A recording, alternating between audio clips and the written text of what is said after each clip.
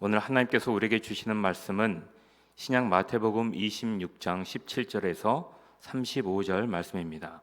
제 성경으로 신약 46면에 있습니다. 마태복음 26장 17절에서 35절 말씀을 한 절씩 교독하겠습니다. 무교절의 첫날에 제자들이 예수께 나와서 이르되 유월절 음식 잡수실 것을 우리가 어디서 준비하기를 원하시나이까?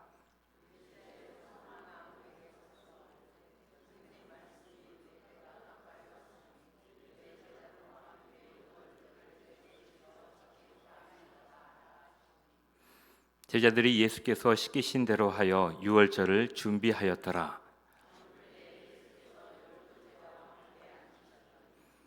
그들이 먹을 때에 이르시되 내가 진실로 너희에게 이르노니 너희 중에 한 사람이 나를 팔리라 하시니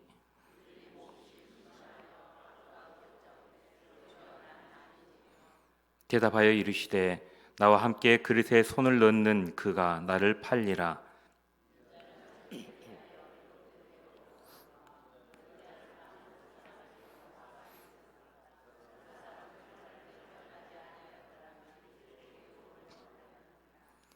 예수를 파는 유다가 대답하여 이르되 랍비여 나는 아니지요. 대답하시되 내가 말하였도다 하시니라.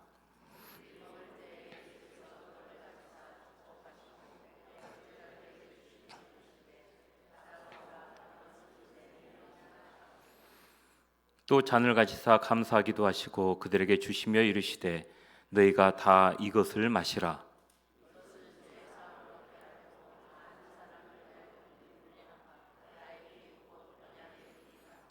그러나 너희에게 이르노니 내가 포도나무에서 난 것을 이제부터 내 아버지의 나라에서 새 것으로 너희와 함께 마시는 날까지 마시지 아니하리라 하시니라. 그때 예수께서 제자들에게 이르시되 오늘 밤에 너희가 다 나를 버리리라. 기록된 바 내가 목자를 치리니 양의 떼가 흩어지리라 하였느니라.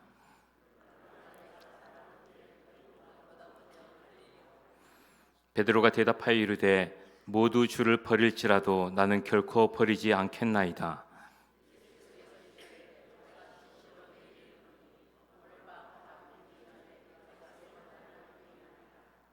함께 읽겠습니다. 베드로가 이르되 내가 주와 함께 죽을지언정 주를 부인하지 않겠나이다 하고 모든 제자도 그와 같이 말하니라. 아멘.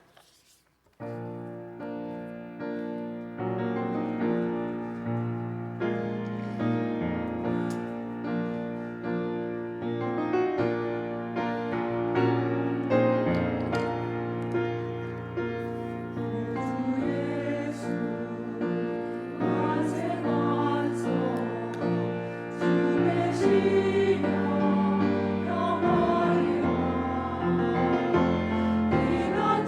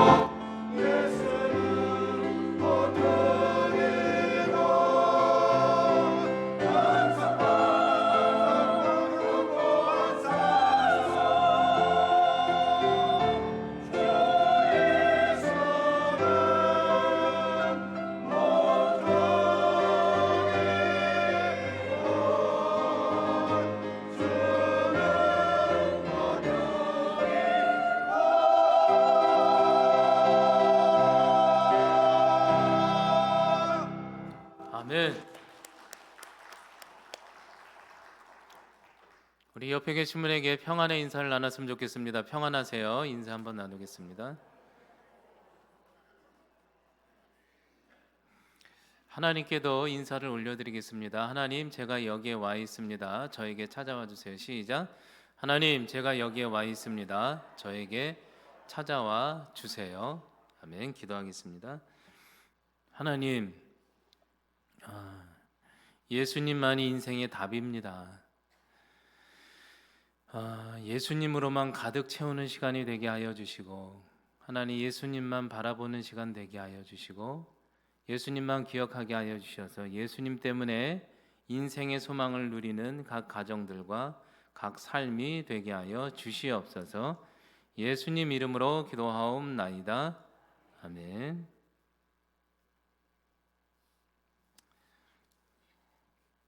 성 어거스틴은 성찬의 의미를 잘 모르는 성도들을 보며 안타까워서 설명하기를, 교회에는 보이지 않는 목회자의 말씀, 보이지 않는 말씀, 목회자의 설교, 보이지 않는 말씀, 목회자의 설교가 있고, 보이는 말씀, 성찬 예식이 있다고 설명을 하였습니다. 이것이 무슨 얘기냐면 성찬과 목회자의 말씀이 같을 수도 있다는 얘기입니다. 쉽게 말해 매주일 보이는 말씀 성찬과 떡과 잔으로 예수님의 피와 살을 서로 먹는 것이 당연한데, 그렇게 할 수 없으니 목회자의 말씀으로 주님의 살과 피를 서로 나누어 먹고 있다라는 의미로 받아들이시면 될 것 같아요. 늘 매주마다 성찬은 진행되고 있다는 얘기예요. 어린 시절 저는 개인적으로 성인들의 성만찬에 참여하는 것을 보면 참 부럽기도 하고 신기했습니다.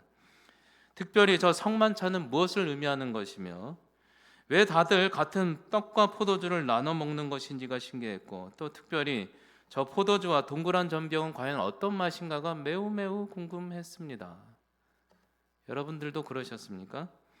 그렇게 시간이 지나 저에게도 그렇게 고대하던 성인 세례를 받고 생애 처음으로 참여한 성만찬에서 받아본 포도주의 맛은 놀랍게도 포도주스에 가까운 단맛이었습니다. 생각보다 나쁘지 않았다, 그렇게 생각을 했죠. 사실 여전히 성만찬의 의미는 아무것도 모른 채 인생 처음 접한 성만찬 예배 예식이었던 거죠. 여러분, 이처럼 각 교회마다 1년에 여러 번씩 성만찬이 집례되고 매주일마다 말씀 예찬이 집례되는데, 과연 여러분들은 어떠한 자세로, 그리고 이 성만찬의 진정한 의미가 무엇인지 알고 예배를 드리고 계십니까? 그리고 이 성만찬에 참여할 수 있는 존재들은 과연 어떤 존재들이라고 생각하십니까? 의인, 선한 사람만 참여할 수 있을까? 아니면 죄인과 배신자들도 동참할 수 있을까? 과연 우리는 어느 쪽에 서 있는가? 오늘 말씀을 보도록 하겠습니다. 오늘 제자들도 예수님께 유월절 마지막 만찬 예배가 자신들에게 어떤 의미인지도 모른 채 유월절 마지막 만찬은 어디에서 하실 것인지를 물으며 시작하는 본문이 오늘에 대한 말씀이죠. 주여, 인생의 유월절 마지막 만찬 예배는, 저희 예배는 어디에서 진행되었으면 좋겠습니까? 그러자 주님은 18절에 이렇게 얘기하고 있어요. 이르시되 성한 아무에게 가서 이르되 선생님 말씀이 내 때가 가까웠으니 내 제자들과 함께 유월절에 내 집에서 지키겠다 하시더라 하라 하시니, 그러면 그가 그를 들으리라. 유월절 마지막 만찬의 자리, 무교봉 쓴나물 포도주가 있는 유카리스트 감사의 예찬을 준비하는데 주님이 뭐라고 얘기하냐면 아무에게 가서 얘기하면 된다는 거예요.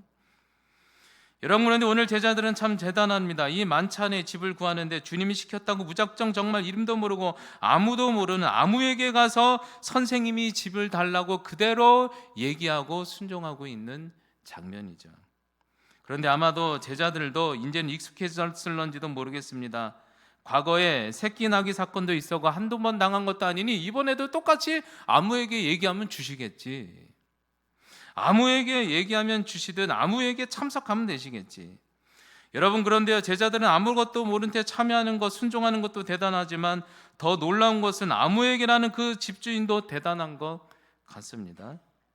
얼마나 민감하면 주님이 달란다고 해서 반응하여 집을 무료로 대여해주는 아무개라는 사람, 아무것도 모른 채 참여하고 쓰임받는 제자도 대단하지만 성경에 이름조차 거론되지 않은 아무라는 그 이름의 익명의 제자도 저는 대단하다고 생각을 했습니다. 여러분, 사실 아무것도 모른 채 사용되고 참여되는 것 그 자체가 인생 최고의 기쁨이 아닐까, 저는 그런 묵상을 해봤다는 거죠. 여러분, 사실 우리는 아무것도 모른 채 교회 오라고 해서 왔고, 아무것도 모른 채 주님께서 예배 드리라고 해서 예배 드렸고, 아무것도 모른 채 봉사하라고 해서 봉사했고, 아무것도 모른 채 성만찬 참여하라고 해서 참여하지 않았습니까? 사실 우리는 아무것도 모르면서 예배 드리고, 아무것도 모르면서 성찬에 참여하고 있죠. 예배가 무슨 의미인지, 우리가 어떤 존재인지. 여러분, 그래서 새가족분들과 면담해 보면 하나같이 하는 얘기가 있어요. 목사님, 저는 아무것도 모르는데 예배 드린다고. 그러면 저도 그렇게 얘기해요. 저는 아무것도 모르면서 저도 새가족인데 담임 목회자부터 한다고. 여러분, 우리는 아무것도 모르면서 쓰임받고 아무것도 모르면서 참여하는 것 가운데 은혜와 기쁨이 있다는 거죠. 여러분, 그런데 봅시다. 오늘은 참 이상한 유월절 만찬이죠. 그런데 참 더 이상한 것은 아무것도 모른 채 참여하는 제자들을 향해 주님은 정말 상상하지도 못한 불편할 말씀을 계속 꺼내고 있는 거예요. 오늘은 이상한 만찬이죠. 21절에 이렇게 얘기하고 있어요. 그들이 들을 때 이르시되 내가 진실로 너희에게 이르노니 너희 중에 한 사람이 나를 팔리라 배신하리라 하시니 그들이 모두 몹시 근심하며 각자 여쭤되 주여 나는 아니지요. 갑자기 만찬 중에 주님께서 얘기하는 거예요. 너희 중에 한 사람이 나를 팔리라 배신하리라. 아마 먹다가 체했을지도 모르겠습니다. 만약에 여러분, 제가 만약에 오늘 설교 중에 여러분들에게 그러는 거예요. 여기 계신 성도님 중에 저를 배신한 분이 있다는 것을 저는 잘 알고 있습니다.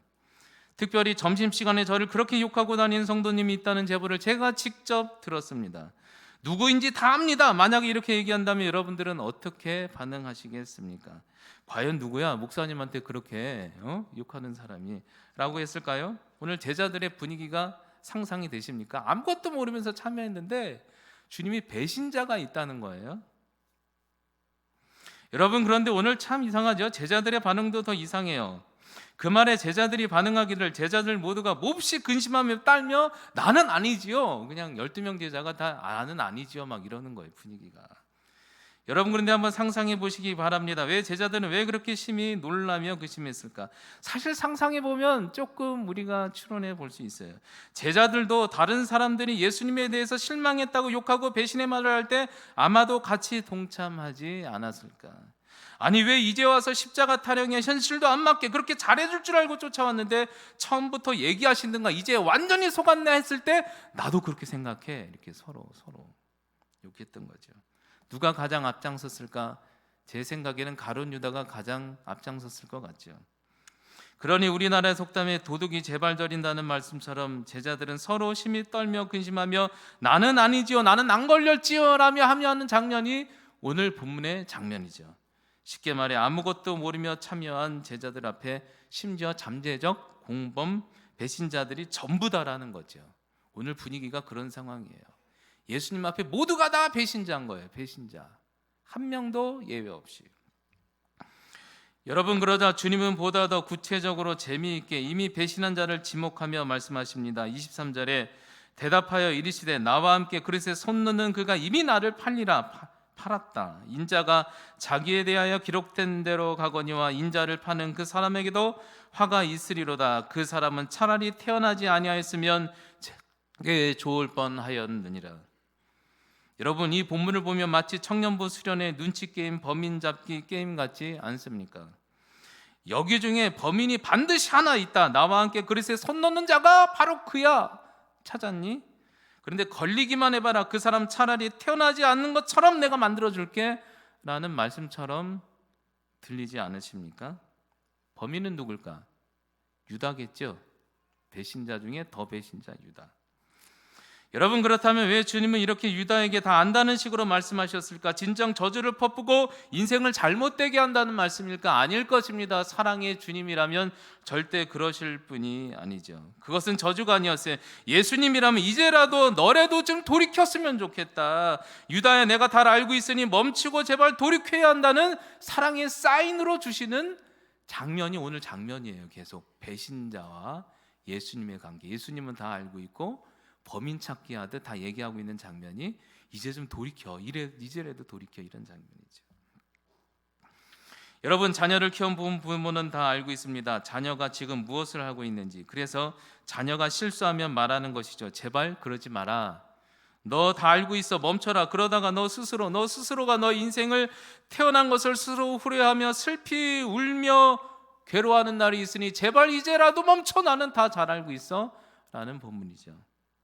여러분, 우리도 오늘 이 말씀의 현장, 성찬의 현장, 말씀 예찬의 현장에 아무것도 모른 채 말씀을 듣고 있을 때가 있어요. 그때 말씀이 갑자기 찔릴 때 사랑의 사인으로 들리는 것이 복이라는 거죠. 그럴 때 멈출 수 있어야 된다는 얘기입니다.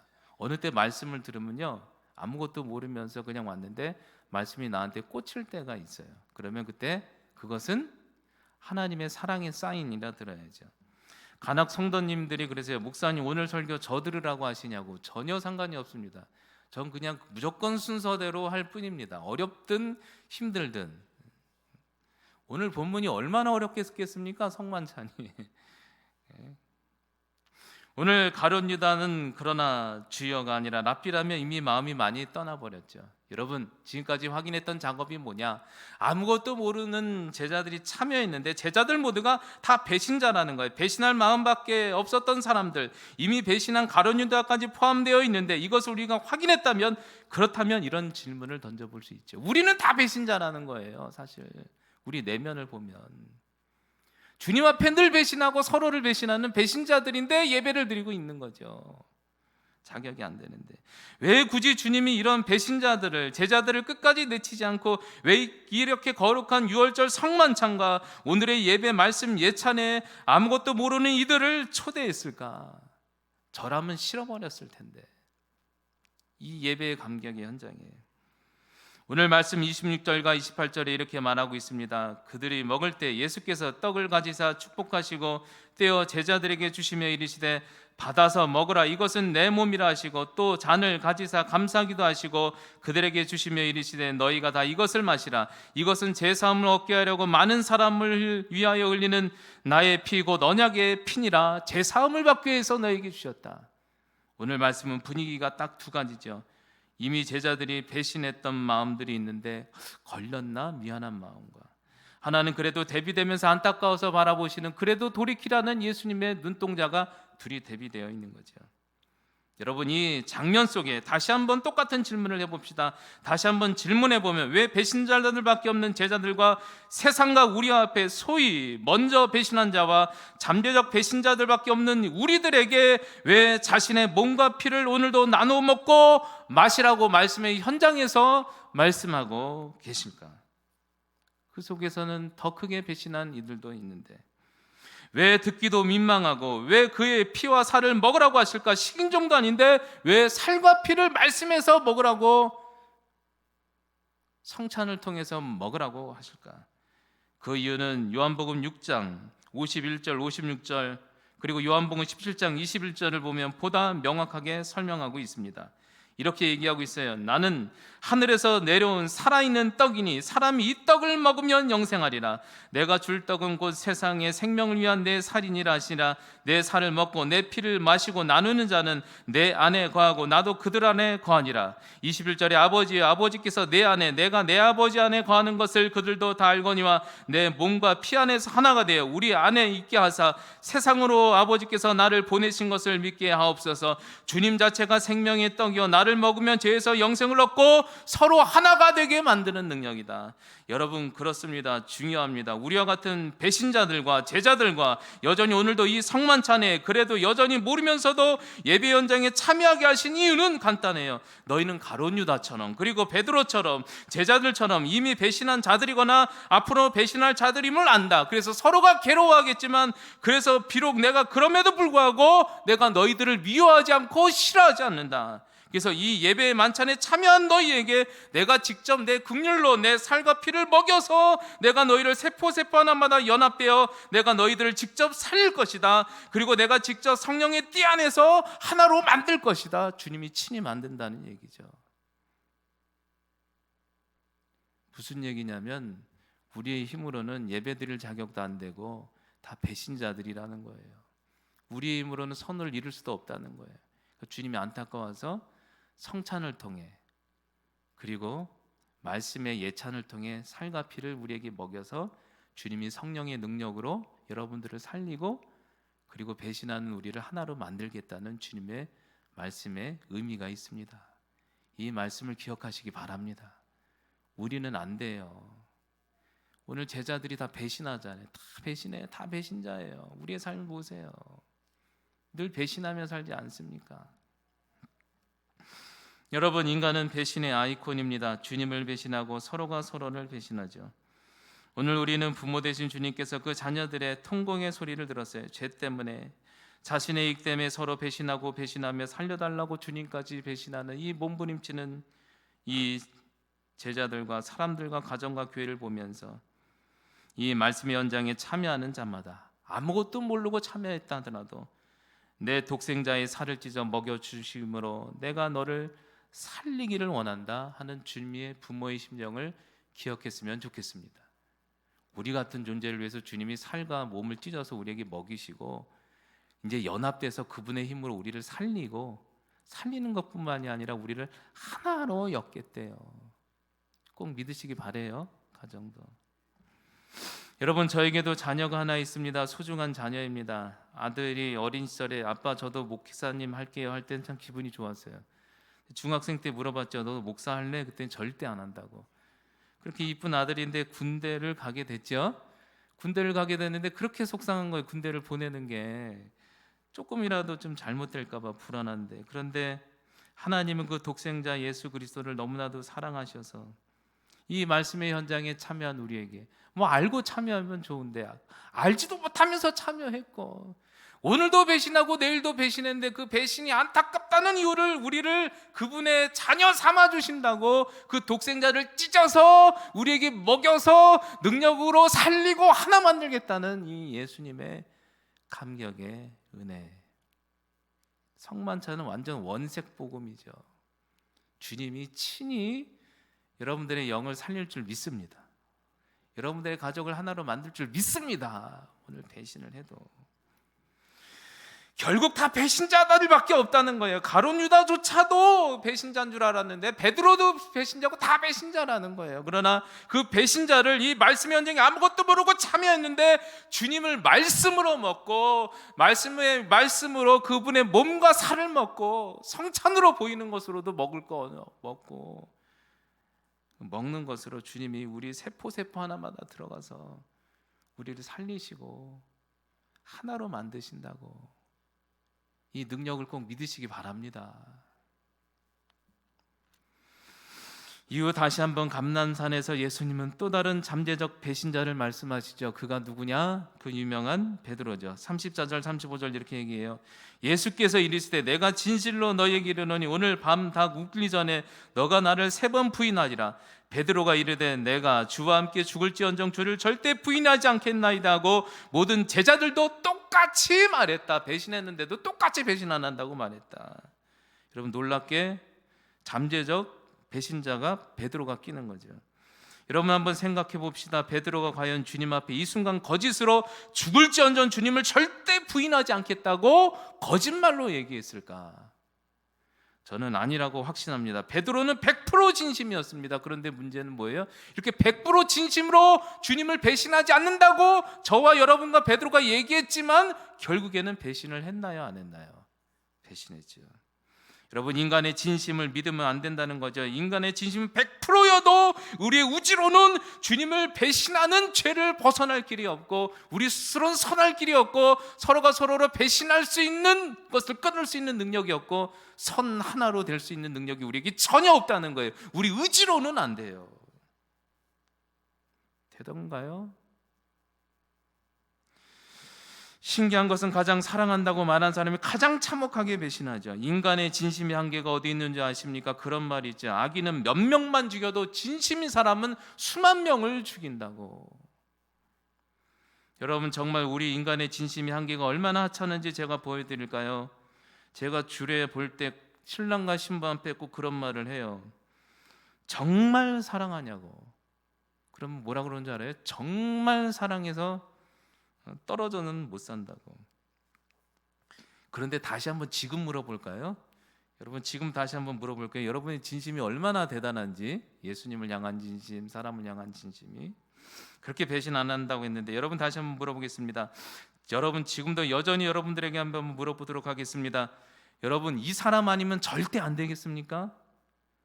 왜 고개를 절레절레 듭니까? 바뀌어도 괜찮습니까? 그 옛날엔 가짜였습니까?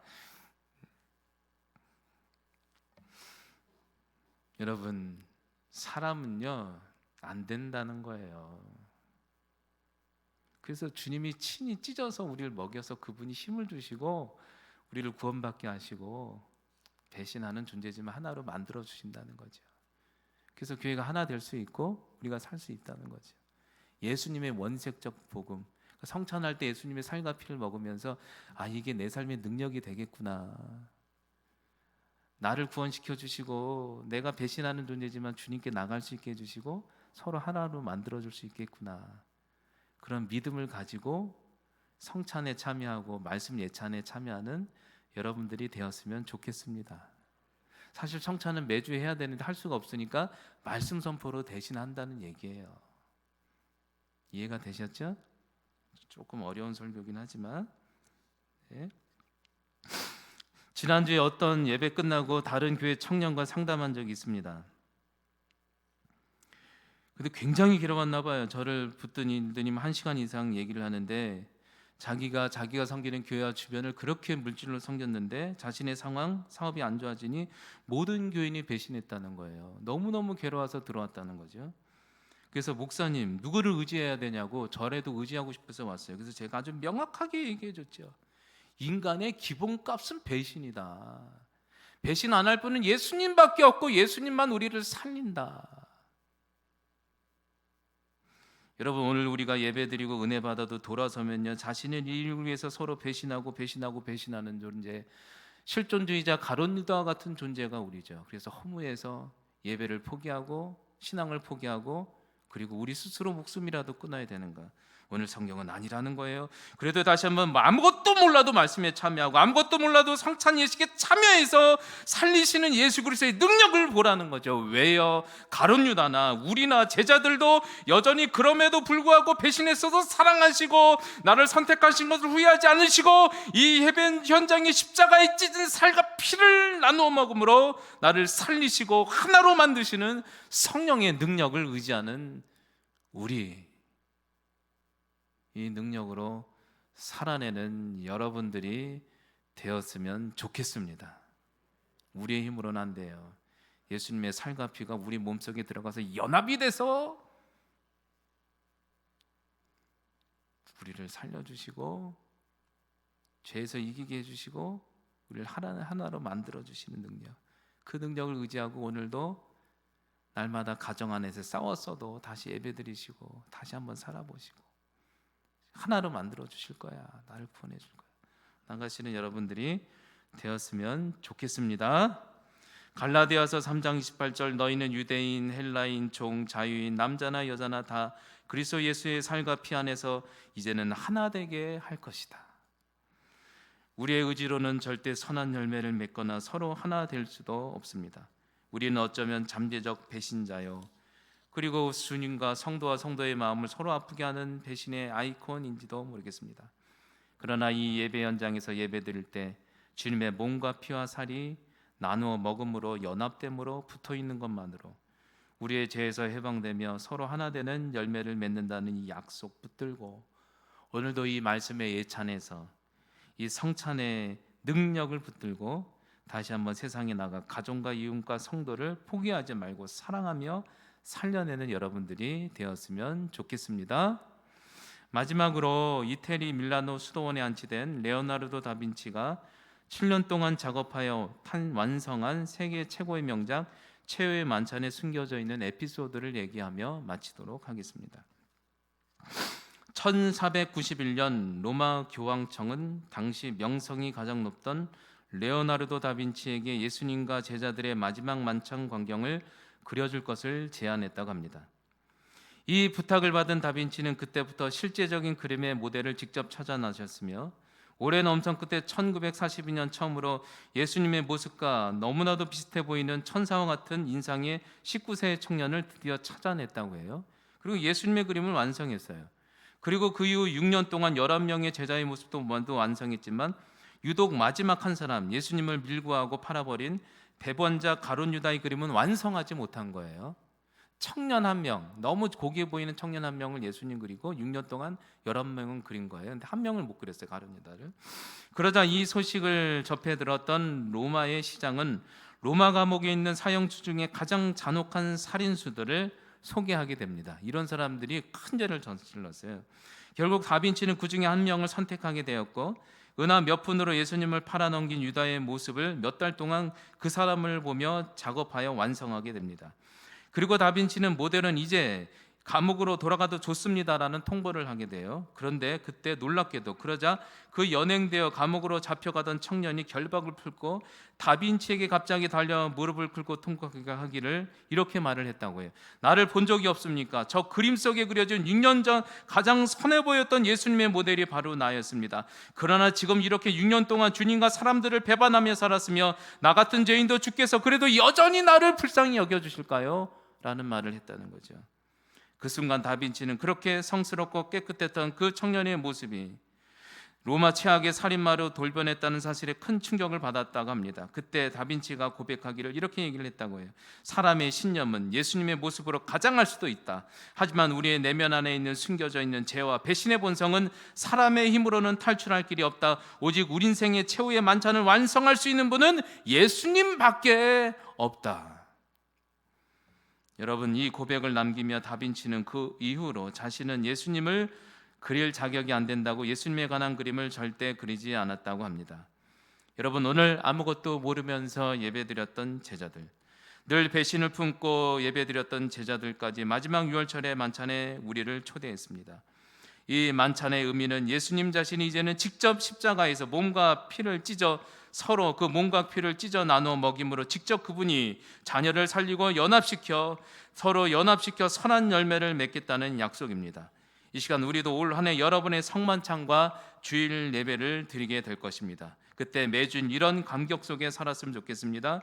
매일의 삶에 서로를 향한 실제적 배신의 삶과 죄를 살았지만 그럼에도 불구하고 나를 여전히 사랑하시고 회복하시고 친히 나를 연합하시고 선한 열매를 맺게 하실 그 성찬의 능력을 붙들고 담대히 오늘도 다시 한번 살아보자는 능력으로 주님의 살과 피를 붙들고 승리하며 나아가는 동성의 식구들이 됩시다. 기도하겠습니다. 하나님 아버지, 오늘 말씀의 핵심이 주여 우리는 안 됩니다. 우리는 부족합니다. 우리는 여전히 배신자입니다. 그러면서도 아무것도 모르면서 예배에 참여하는 존재들입니다. 그럼에도 불구하고 그 모습 다 하나님께서 싫어하지 않고 사랑하시며 이제는 직접 예수님의 살과 피를 찢어 먹여 우리를 살리시고 또 사랑의 뜻으로 연합시켜 주시겠다고 약속했던 이 약속의 말씀, 이 성찬의 의미를 기억하며 하나님, 우리 동성애 식구들 오늘도 다시 한번 성찬에 참여했고 말씀 예찬에 참여했는데 이 능력을 가지고 능력이 되실 예수님의 살과 피를 붙들고 승리하는 한 주간이 되게 하여 주시옵소서. 예수님의 이름으로 기도하옵나이다. 아멘.